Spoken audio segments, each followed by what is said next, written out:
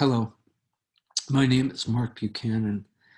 I am a friend of Basingstoke Church. My wife and I visited with you 8 years ago, spent a lovely week, getting to know many of the folks there. Stayed in the home of Earl and Rebecca. This is pre-family, before the girls joined them, but it's a real delight for me to join you for this brief time of teaching. As you walk with God, you walk with Scripture. Text today is Ephesians chapter 2, verses 14 and 15. This is what the Apostle Paul writes. He says, "For he himself, Jesus himself, is our peace, who has made the two groups one and has destroyed the barrier, the dividing wall of hostility, by setting aside in his flesh the law with its commands and its regulations. His purpose was to create in himself one new humanity out of the two, thus making peace." During this time of pandemic, we've seen some extraordinary acts of unity between nations, between people, between neighborhoods, but we've also seen a rise of hostility, animosity, suspicion, some of it racial, some of it having to do with we feel that somebody's observing the measures put in place over much or not enough. There's been reports of people calling the police on their neighbors because they've seen them having some conversation that was less than 2 meters apart, etc.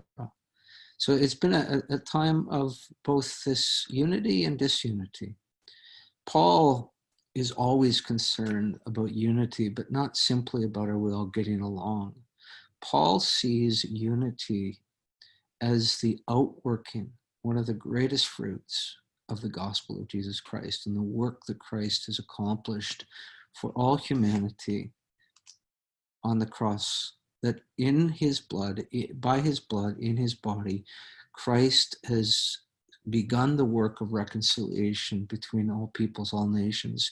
In Ephesians, in the chapter we're dealing with, chapter 2, he's primarily looking at this centuries-long division between the Jewish people and the Gentile people, but this has application and implications for virtually all human divisions that we are privy to, that we're aware of in his age, in any age, in our age. The gospel, by reconciling us to God, releases in us the power to now reconcile to one another. And Paul's argument is deeply theological. It's more than simply Jesus brings peace. He certainly argues that. Jesus brings about peace. Jesus preaches peace. His message is peace. His ministry is peace. Paul here says in verse 14 that Jesus is our peace. Now think about that for a moment.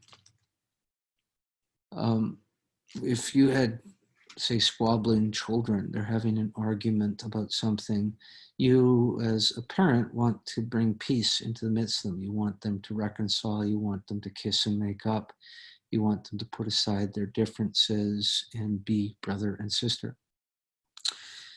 And so you as a parent step into that, and you say some things that would hopefully hasten that, some maybe threats or some words of comfort or some attempt to resolve whatever the difference is. And all is good. And that's normally how human peace proceeds. There's some intervention from somebody who maybe is not themselves implicated in the conflict. They try to broker, they try to mediate the conflict to bring about some peace. And Jesus does all of that, but Paul is making a much bolder claim here. Paul is saying that Jesus himself becomes the peace. And Jesus does it not by somehow staying aloof or uninvolved. He does it by actually stepping into the place of the conflict and absorbing the conflict, taking the sin of the conflict, the hostility of the conflict, the bitterness, the anger of the conflict, and taking all of that into his own body, covering all of that by his blood, and then handing us back this perfect peace that he has wrought in his own flesh. It's an extraordinary thing to contemplate. In fact, it's beyond our powers to fully grasp, but that is the fundamental claim that the Apostle Paul is making here. So as you undertake your meditation and your walk today, and you think about perhaps some fear in your heart, some anxiety in your heart, some animosity you might feel toward someone in your life, some conflict you're in the midst of, know that Jesus is in the midst of that, and as the overflow, the gift, the fruit of his reconciling work. He is not simply trying to broker peace. He is your peace.